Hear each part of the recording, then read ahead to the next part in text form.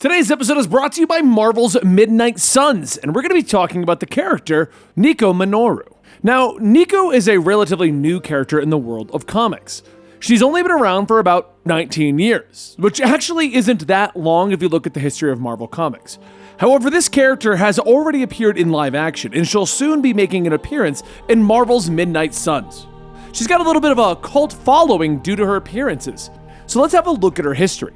Now, Nico has proven herself to be a powerful hero that stands by her friends, regardless of the world that she grew up in.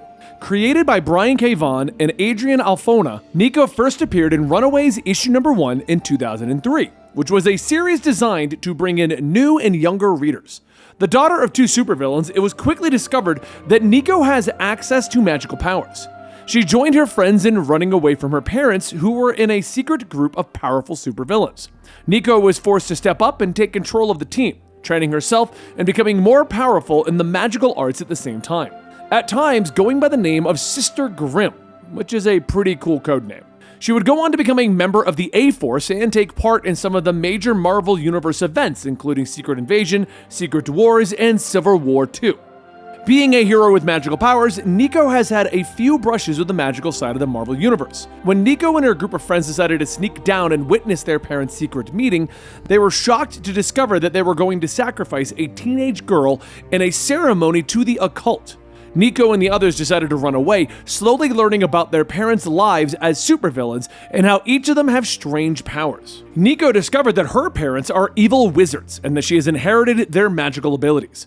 She's forced to fight her mother, who tries to kill her with a Staff of One, a magical staff that allows her to channel her power. But Nico mysteriously absorbs the staff into her chest, learning that the Staff of One appears when she draws blood from her body, and that she's able to use the magic within it, though she is unable to repeat a spell more than once at the beginning.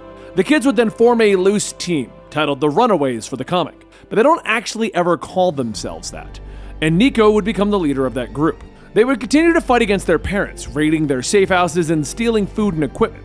Alongside her team, Nico would fight against Maria Laveau, a practitioner of voodoo that also fought against her parents. The two would end up fighting over the Black Mirror, a powerful magical artifact that actually hid a page of the Darkhold.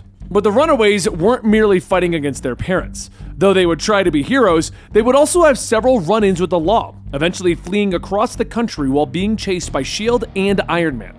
They would then find themselves in New York, where they were transported back to 1907. There, Nico would meet her great-grandmother, known as the Witchbreaker, and she would supposedly train her to become more powerful. Nico would later escape, now armed with the Witchbreaker's staff, and is shown to be more powerful than before. During the Secret Invasion event, the Runaways would fight alongside the Young Avengers, with Nico leading the team. She was also considered for the role of the new Sorcerer Supreme, though she passed that over. During the Secret Wars event, Nico would act as a member of the A-Force on Battleworld. She would then later join the team again in the 616 universe, acting as a magical member of the team. She would then fight against Carol Danvers during Civil War II, when Carol is shown that Nico will kill someone named Alice. So Nico goes on the run, and she ends up in Colorado, where she teams up with Elsa Bloodstone and fights against an insect invasion. She learned that the infection was caused by Alice, who is accidentally infecting the town.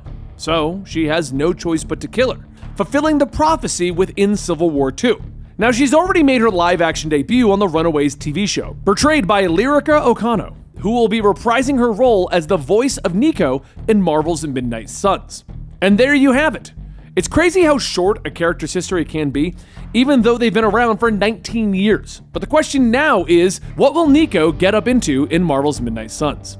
We'll have to play to find out. And check back here as we look at more characters within Marvel's Midnight Suns. And don't forget, today's episode is brought to you by Marvel's Midnight Suns.